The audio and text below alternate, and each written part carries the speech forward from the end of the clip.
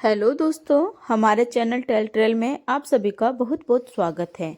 आगे बढ़ने से पहले अगर आपको ये कहानी पसंद आए तो प्लीज़ वीडियो को लाइक करें, शेयर करें और हमारे चैनल को सब्सक्राइब करना ना भूलें। तो चलिए बिना देर किए कहानी की शुरुआत करते हैं। रुचि को अपने माता पिता के घर में रहते हुए करीब 2 महीने हो चुके थे। इस दौरान उसका अपने पति राजेश से किसी भी तरीके का कोई संपर्क नहीं रहा था। उस दिन राजेश को अचानक घर आया देखकर वह हैरान हो गई। बेटी, आपसी मन मुटाव को ज्यादा लंबा खींचना खतरनाक साबित हो सकता है। राजेश के साथ समझदारी से बातें करने की सलाह पर कोई प्रतिक्रिया जाहिर किए बिना रुचि राजेश के सामने पहुंच गई।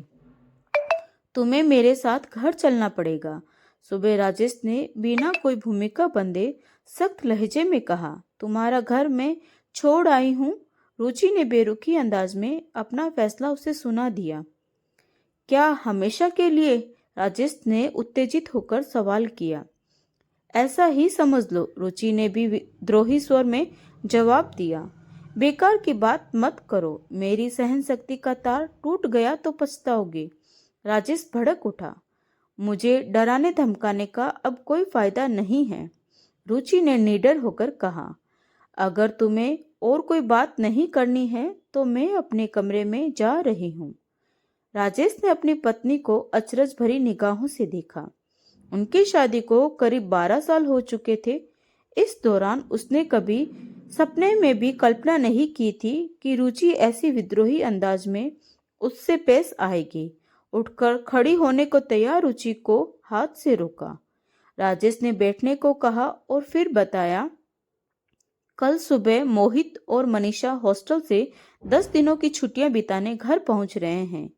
कुछ देर सोच में डूबी रहने के बाद रुचि ने भी स्वीकार किया, उन दोनों को यहाँ मेरे पास छोड़ जाना। तुम्हें पता है कि तुम क्या बकवास कर रही हो? वह दोनों यहाँ नहीं आएंगे। राजेश गुस्से से फट पड़ा। फिर जैसे तुम्हारी मर्जी, रुचि ने जवाब दिया। बच्चों से कहीं बाहर मिल लिया करूंगी, हम अपने झगड़े बाद में निपटा लेंगे। रुचि, फिलहाल तो बच्चों की सुख शांति के लिए घर चलो। तुम्हें घर में ना पाने का सदमा वे दोनों कैसे बर्दाश्त करेंगे? अब वह दोनों बहुत छोटे बच्चे नहीं रहे हैं। मोहित 11 साल का है और मनीषा 9 साल के हो रहे हैं। उन दोनों को बेकार ही कष्ट पहुंचाने का फायदा क्या होगा? राजेश ने चिड़चिड़े अंदाज में उसे समझाने का प्रयास किया। एक दिन तो बच्चों को पता लगेगा ही कि हम दोनों अलग हो रहे हैं। यह कड़वी सच्चाई उन्हें इस बार पता लग जाने दो, राजेश ने कहा। उदास हो जाएंगे? रुचि अपनी जिद पर अड़ी रही। ऐसा हुआ ही क्या है हमारे बीच जो तुम अलग होने की बकवास कर रही हो? राजेश फिर गुस्से से भर गया। मुझे इस बारे में तुमसे अब कोई बहस नहीं करनी है। इस वक्त संयोग करो मेरे साथ।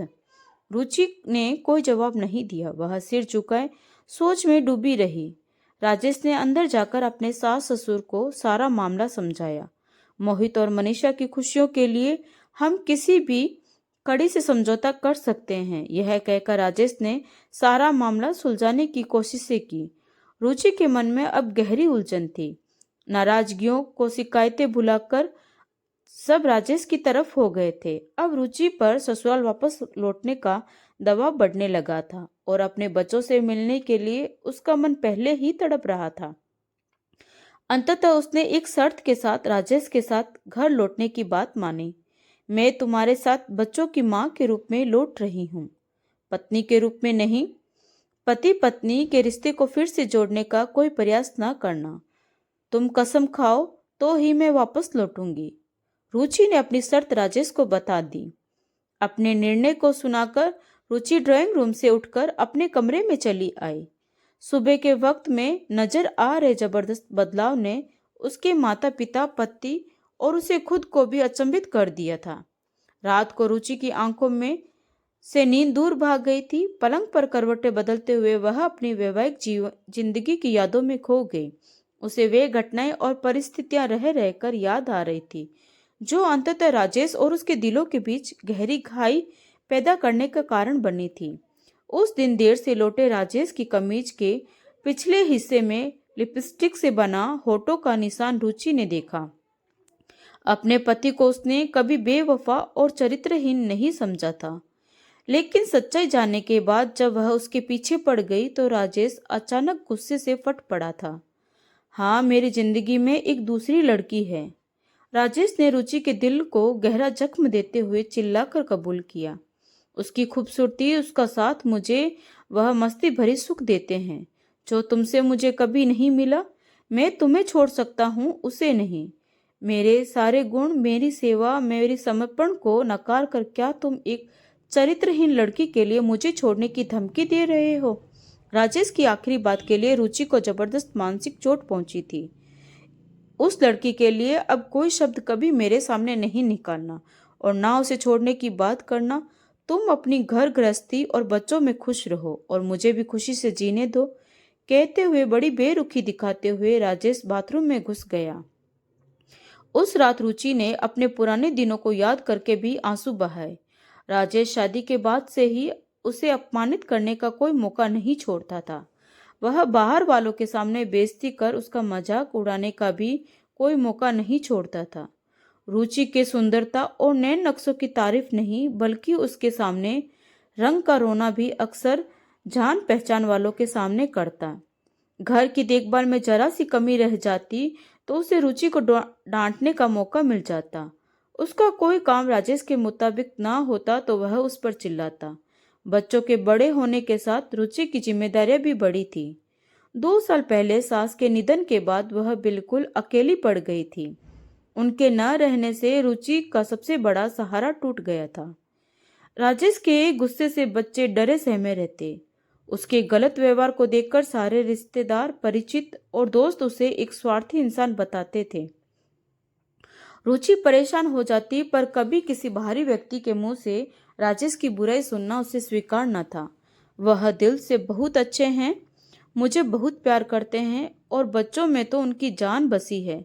मैं बहुत खुश हूँ उनके साथ, रुचि सबसे कहती भी थी और अपने मन की गहराइयों में इस विश्वास को खुद भी मजबूत करती थी। इन सब की वजह से बच्चे घर में डरे हुए रहते थे। तब रुचि उन्हें पिछले साल हॉस्टल में डालने को तैयार हो गई थी। उनकी पढ़ाई पर तथा घर का ज्यादातर खर्चा भी अपनी तनख्वाह से चलाती थी। राजेश करीब 1 साल से घर खर्च के लिए ज्यादा पैसे नहीं देता था। तब रुचि को सही समझ में आया कि वह जरूर अपनी प्रेमिका पर जरूरत से ज्यादा खर्चा करने के कारण घर की जिम्मेदारियों से हाथ खींचने लगा है। रुचि अगले दिन ऑफिस नहीं गई थी। घर छोड़कर मायके जाने की सूचना उसने राजेश को उसे ऑफिस जाने से पहले दे दी थी। तब राजेश ने रुचि से कहा, तुम जब चाहे लौट सकती हो, मैं तुम्हें कभी नहीं लेने आऊंगा, यह ध्यान रखना। रुचि को समझने तथा मनाने की बजाय उसने उल्टी धमकी दे डाली। तब रुचि ने कहा, मैं इस घर में कभी नहीं लौटूंगी। रुचि ने अपने निर्णय उसे बताया तो राजेश उसकी हंसी उड़ाने वाले अंदाज में हंसकर घर से बाहर चला गया था। राजेश चाहेगा तो वह उसे तलाक दे देगी, पर उसके पास अब कभी नहीं लौटेगी। रुचि की इस विद्रोही जिद को उसके माता पिता लाख कोशिश करके भी तोड़ नहीं पाए थे, लेकिन एक माँ अपने बच्चों की सुख शांति और खुशियों की खातिर अपने बेवफा पति के घर लौटने को तैयार हो गई थी।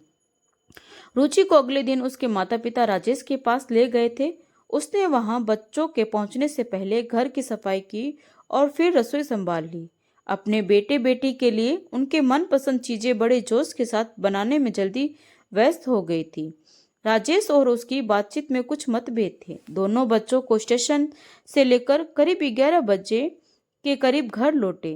तब घर भर में एकदम से रौनक आ गई। मोहित और मनीषा के साथ खेलते, हंसते, बोलते और घूमते फिरते रुचि के लिए समय पंख लगाकर उड़ चला। दोनों बच्चे अपने स्कूल और दोस्तों की बातें करते ना थकते। उनके हंसते मुस्कुराते चेहरों को देखकर सुबह फूलों की तरह खिल जाती।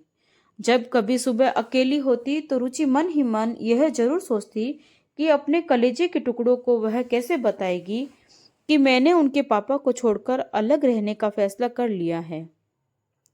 उन हालात को कोई मासूम कैसे समझेंगे जिनके कारण मुझे इतना कठोर फैसला करना पड़ा है। वह रात को बच्चों के साथ उनके कमरे में सोती। दिन भर की थकान इतनी होती कि लेटते ही गहरी नींद आ जाती और मन को परेशानियों और दुखी करने वाली बातें सोचने का समय ही नहीं मिलता। राजेश इन तीनों की उपस्थिति में अधिकतर चुप रहकर उनकी बातें सुनता। उनमें आए बदलावों को सबसे पहले मोहित ने पकड़ा। मम्मी पापा बहुत बदले बदले लग रहे हैं। इस बार मोहित ने घर आने के तीसरे दिन दोपहर में रुचि के सामने अपनी बात कही। मम्मी पापा हमें पहले की तरह नहीं डांटते और मम्मी आपसे भी लड़ना बंद कर दिया है। पापा ने मनीषा ने भी अपनी राय बताई। मुझे तो इस बार पापा बहुत अच्छे लग रहे हैं। मुझे भी बहुत प्यारे लग रहे हैं। मनीषा ने भी भाई के सुर में सुर मिलाया। अपने बच्चों की बातें सुनकर रुचि मुस्कुराई भी और उसकी आंखों में आंसू भी झलके।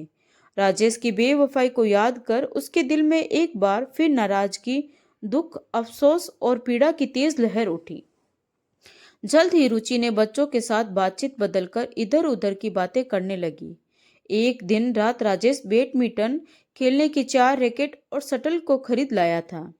दोनों बच्चे एक साथ उछल पड़े। रुचि को भी उन तीनों के साथ बैडमिंटन खेलना पड़ा। यह शायद पहला अवसर था जब राजेश के साथ उसने किसी गतिविधि में सहज और सामान्य होकर हिस्सा लिया था। उस रात सुबह बच्चों के कमरे में सोने के लिए जाने लगी तो राजेश ने उसे रोकने की कोशिश की। रुचि का दिल भारी था जब उसने राजेश से यह कहा कि अब वह कभी उसके पास नहीं लौटेगी। राजेश ने एक गहरी सांस ली और उसका हाथ पकड़ लिया। उसमें गुस्सा या नफरत नहीं थी, बस यही शब्द उसने मुस्कुराते हुए कहा, यह सौभाग्य मुझसे निकल रहा है। फिर राजेश ने इस मामले में कुछ और कहने की हिम्मत नहीं की। बच्चों को संभालने के लिए रुचि ने राजेश के साथ उसके दोस्तों के घर नाश्ते और खाने के लिए जाना शुरू किया। राजेश के सभी दोस्तों और उनकी पत्नियों ने रुचि के सामने राजेश के अंदर बदलाव पर कोई ना कोई टिप्पणी जरूर की। उनके हिसाब से राजेश अब ज्यादा शांत, हंसमुख और सज्जन इंसान हो गया था। रुचि ने भी उसमें बदलाव महसूस किया, लेकिन वह फिर भी अलग रहने के लिए अपने फैसले पर कायम रही। राजेश ने बच्चों के लिए ढेर सारी खरीदारी की। खुश होकर उनका मन और ज्यादा जीत लिया। राजेश के मन में अचानक उदासी आ गई जब रुचि ने कहा, मेरी छुट्टियां अब खत्म होने वाली हैं। बाकी 4 दिन नाना नानी के पास रहेंगे तो अच्छा होगा। राजेश ने उस पर कोई प्रतिक्रिया नहीं दी, बस अब उसने धीरे से कहा, तुम बच्चों को लेकर घर चली जाओ। अगले दिन राजेश ने रुचि से मिलने की कोशिश की तथा राजेश ने अपनी गलतियों को स्वीकार किया। उसने कहा, मैंने हमेशा तुम्हें गलत तरीके से समझा, अब मैं बदल चुका हूँ। रुचि ने कहा, मुझे अब तुम पर विश्वास नहीं होगा। राजेश ने फिर अपनी गलती स्वीकार करते हुए कहा, मैंने तुम्हारी नफरत देखी। मुझे लगा कि तुम मुझसे अलग होना चाहती हो, लेकिन अब मुझे एहसास हुआ कि मैं गलत था। अब मैं अपने घर को बचाना चाहता हूँ। हमारा घर टूटने की कगार पर है। हमारे बच्चे बिखर जाएंगे।